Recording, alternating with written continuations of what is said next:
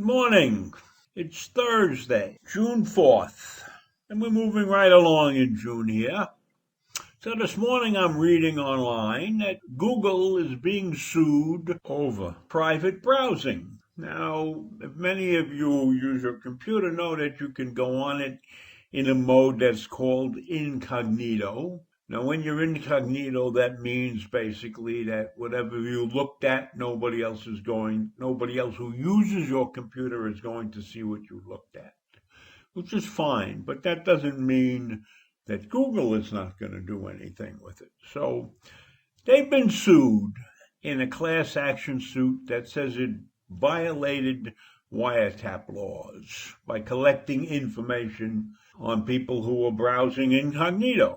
Now, the lawsuit, which was filed in San Jose, California, is seeking at least $5 billion from Google and Google's owner Alphabet for tracking and collecting browsing history, even when users try to maintain their privacy. Now, Google, of course, denies that this is illegal and maintains that it is clear about the data it collects. Now, many of you know that I was in the data collection business for most of my career, and we were collecting data on people way back in the 60s when I worked for Publishers Clearinghouse.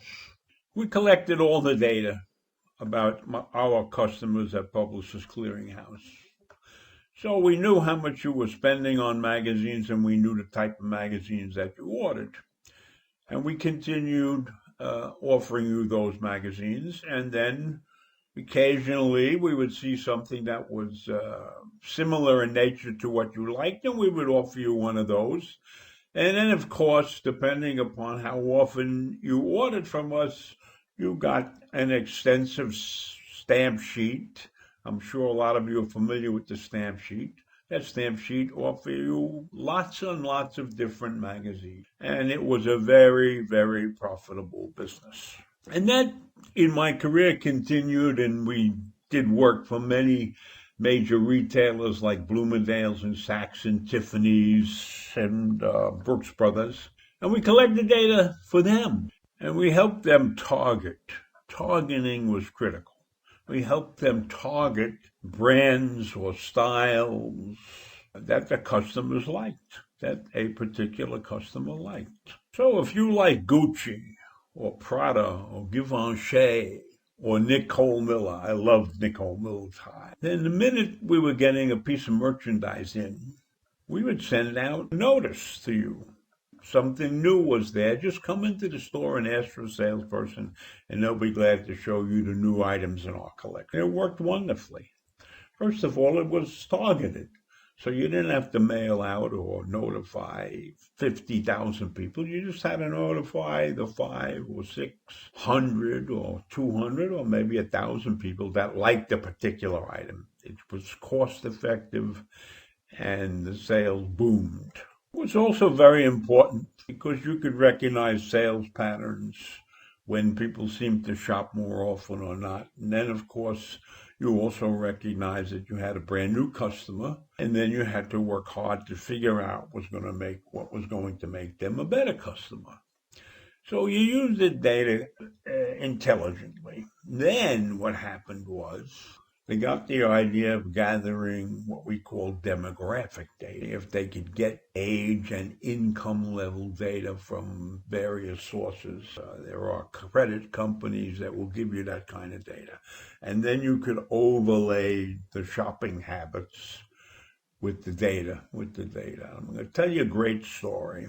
Bloomingdale's was opening a store in Chestnut Hill, somewhere around Boston. And they wanted to find their best customers, or potential customers, actually. Not their best customers. They wanted to find potential customers. So we did an analysis, taking demographic data, did an analysis and applied it to all of the customers, people that were living in the area and the customers that were living in the area, to see who would be a potentially good customer to look for, new customers. And the data came back and said if they have an air conditioner. Because in that part of the world, air conditioning was a luxury. So if you had air conditioning, you were considered a luxury item, and therefore you were targeted to become a Bloomingdale customer when the new store opened. I don't want to bore you with any more stories, so let me just say this. I think this is a frivolous lawsuit. We are living in an age right now where data is out there in every form. And if you want your complete privacy, then you shouldn't have a bank account. You shouldn't have a credit card. You should pay cash for everything. You shouldn't use a computer. You shouldn't search Google. You shouldn't use Twitter. You shouldn't be on Facebook, right? All of those things that have become natural to us are means for allowing people to get information about you. So if you want to avoid the world, then you have to have a cocoon. You have to close up your life, give up your credit cards, close your checking accounts, take stockpiles of cash and keep it under your mattress and go out and shop with it. You know what annoys me more than anything else when I'm on the line at a supermarket? Somebody has to pay the bill and they have to go into their purse and they have to count out cash when all you got to do is pop a credit card into one of those contraptions that read your card and you're out of there quickly. So if you want privacy, you have to work at it. Stay off your computer. Pay cash for everything. Give up driving a car and having a driver's license. Give up your smartphones. Can you do that?